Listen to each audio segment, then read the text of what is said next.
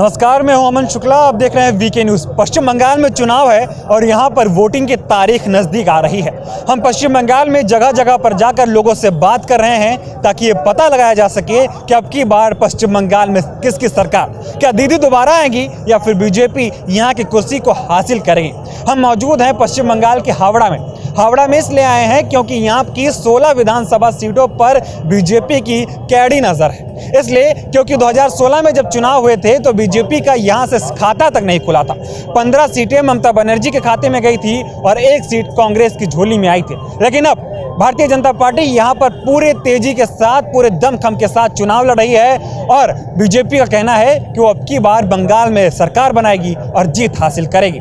इसलिए ये सीट और भी खास हो जाती है क्योंकि यहाँ पर अब कांटे की टक्कर है और टक्कर है टीएमसी बनाम बीजेपी की। भारतीय जनता पार्टी के बड़े से बड़े नेता बंगाल में आए हैं, रैली कर रहे हैं और दीदी भी चोट लगी है लेकिन व्हील चेयर पर बैठकर रैली कर रही हैं और हार मानने को तैयार नहीं है। लोगों से बातचीत भी कर रहे हैं। लोगों का कहना है कि अभी कुछ साफ कहा नहीं जा सकता, मामला 50-50% का है। लेकिन हमने कुछ लोगों से यहाँ पर बात की। इनका कहना था कि दीदी ने विकास किया है, कुछ लोगों का ये कहना था कि नहीं, उनको परिवर्तन चाहिए। फिलहाल हावड़ा सीट की बात करें तो यह सीट काफ़ी दिलचस्प होने वाली है क्योंकि यहाँ पर भारतीय जनता पार्टी पूरे जोर शोर के साथ चुनाव लड़ रही है और तेजी से प्रचार भी हो रहा है। लेकिन ममता बनर्जी भी हार नहीं मानेंगी, वो भी प्रचार कर रही हैं और एक से एक प्रत्याशियों को उन्होंने यहाँ से खड़ा कर रखा है। लेकिन यहाँ पर बीजेपी की जीत की ज़्यादा दावेदारी इसलिए जताई जा रही है क्योंकि यहाँ से टीएमसी के 15 विधायक थे जिनमें से 4 को मंत्री बनाया था ममता बनर्जी ने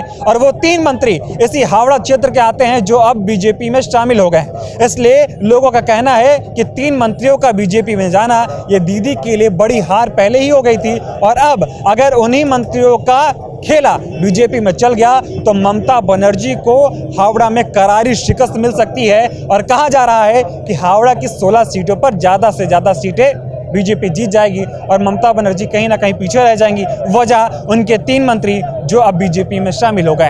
और यहाँ पर एक सीट जो 2016 में कांग्रेस ने जीती थी वो सीट अब कांग्रेस बचाने के लिए लड़ेगी, उस सीट पर चुनाव लड़ेगी और ऐसा उम्मीद लगाई जा रही है कि शायद ही कांग्रेस उस सीट पर जीते क्योंकि जहां हम लोगों से बात कर रहे हैं, जा रहे हैं, आप देख सकते हैं कि यहाँ पर तमाम लोग भी मौजूद हैं।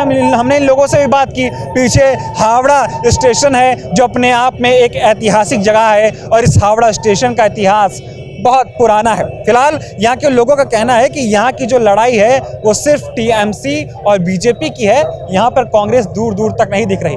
लेकिन कौन भारी है, कौन हल्का है, ये तो 2 मई की तारीख बता ही देगी।